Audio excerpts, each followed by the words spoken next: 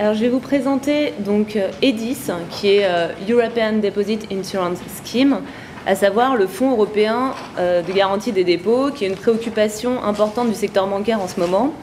En effet, il s'inscrit comme le troisième pilier de l'union bancaire. En décembre 2012, le président du Conseil européen a élaboré avec les présidents de la Commission européenne, de la BCE et de l'Eurogroupe une feuille de route assortie de délais pour la mise en place d'une véritable union bancaire.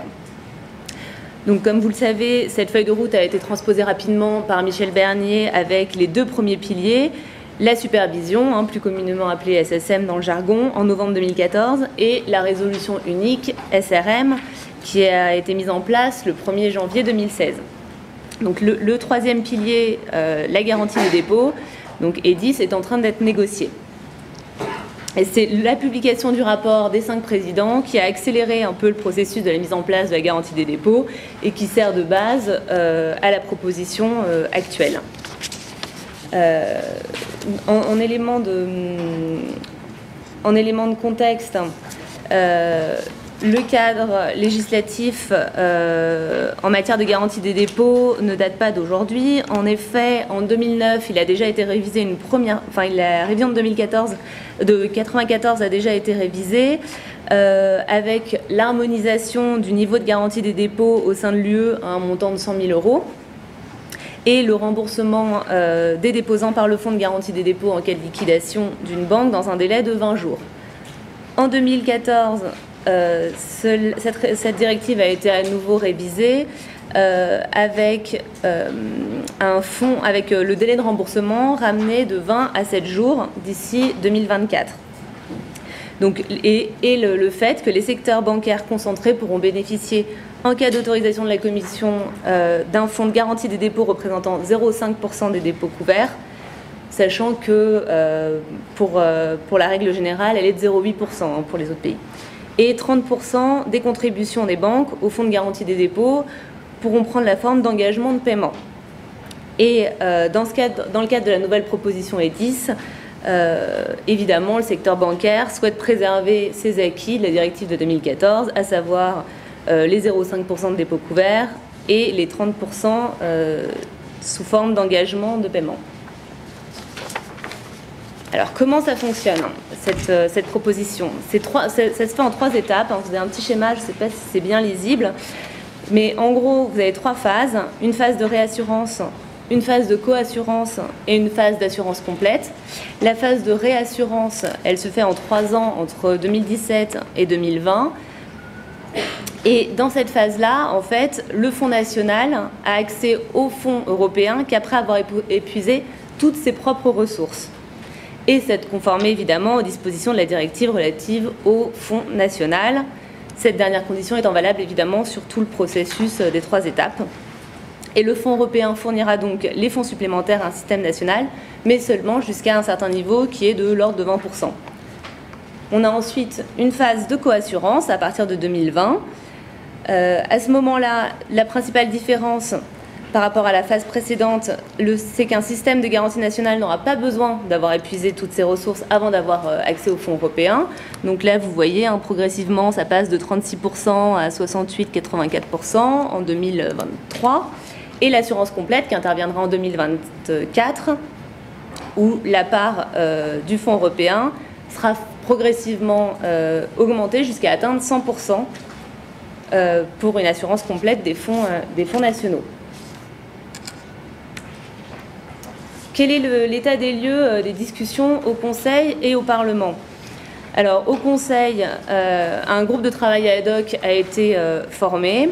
Alors, il reprend plusieurs sujets. Donc, on a la proposition de règlement EDIS, ainsi que le traitement prudentiel de l'exposition des banques au risque souverain, la mise en œuvre d'ici à 2019 des recommandations du Conseil de stabilité financière concernant le TILAC, et la convergence accrue du droit de l'insolvabilité. Donc, ce qui fait que le sujet est devenu très politique et qu'il est très difficile d'avoir un accord au niveau des États membres. Donc, l'objectif pour l'instant, c'est de produire une feuille de route qui reprendra tous les désaccords afin d'arriver à un compromis à peu près cohérent, sachant que pour l'instant, sur EDIS, on a un gros clivage entre les pays du Nord et les pays du Sud, avec l'Allemagne en tête dans les pays du Nord qui refusent complètement ce système d'assurance européen. Hein. Elles veulent pas... Elles pensent qu'un partage des risques devrait venir dans un second temps, mais que pour l'instant, il faudrait réduire déjà les risques du secteur bancaire européen. Et évidemment, les pays du Sud plaident pour une réelle solidarité européenne. On attend du coup la feuille de route qui sera dévoilée à l'Ecofin du 17 juin. Au Parlement européen, la situation est dans les mains de Madame Esther Delange. Pour l'instant, son objectif est de produire un document de travail et de la même manière dégager des solutions et de pouvoir un peu concentrer les problématiques. Et évidemment, on a les mêmes clivages nord-sud sur le sujet. Donc la FBF, ce qu'elle propose, ce serait EDRIS, donc European Deposit Reinsurance Scheme. Cela nous semble être... Alors, EDRIS, qu'est-ce que c'est? C'est en fait se contenter de la phase 1 et en faire une solution de long terme. Donc la phase que je vous ai proposée précédemment, avec juste un schéma de réassurance. Donc du coup, en gros, le fonds européen interviendrait seulement en dernier ressort, une fois que les fonds nationaux des banques et les fonds nationaux des États et les contributions ex post des banques seraient épuisés. Et je vous ai mis un petit exemple chiffré qui est assez parlant pour l'Italie, par exemple. En 2024, si on prend les chiffres de l'étude d'impact réalisée par la Commission en 2010, en gros, le fonds national italien aura 5 milliards, puisqu'il sera composé du fonds de base italien qui est de 3,2 milliards, à savoir 0,8 fois 402 milliards de dépôts couverts en Italie, et 2 milliards qui pourront être demandés aux banques italiennes en tant que contribution ex post, qui correspond à 0,5 fois 402 milliards d'euros. Donc du coup 5 milliards, ce qui nous paraît absolument gérable pour le Fonds national italien. Ainsi, la contribution des fonds nationaux serait proportionnelle aux dépôts couverts dans chaque pays participant et pondérée évidemment en fonction des paramètres de risque. Donc ça nous semble être une solution de compromis, puisque on garde quand même une solidarité européenne, mais tout en partageant les risques et en les analysant en fonction des différents pays. D'autres points à noter, au niveau du secteur bancaire, on considère que toutes les banques qui bénéficieront de ce fonds devraient être soumises à une revue de la qualité des assets, donc AQR. Puisque c'est, comme dans tout système d'assurance, quand on emprunte pour un prêt hypothécaire, on vous fait remplir une fiche de santé. Et ben là, c'est pareil. En gros, la FBF considère que toutes les banques qui seront soumises à ce fonds, qui veulent intégrer ce fonds, devraient pouvoir prouver leur solvabilité. Également, on se félicite que la création du fonds n'implique pas de contributions supplémentaires, hein, ce qu'a bien précisé la Commission dans sa proposition. Et enfin, comme je vous l'ai dit précédemment, on souhaite que le taux de 0,5% des dépôts couverts qu'on avait obtenu en 2014 ne soit pas remis en cause. Et puis je vais vous faire juste un petit... alors ça c'était sur le fonds européen. Un autre sujet là, de grande envergure pour les banques, c'est BAL 4. Hein, vous avez dû voir dans les échos de ce matin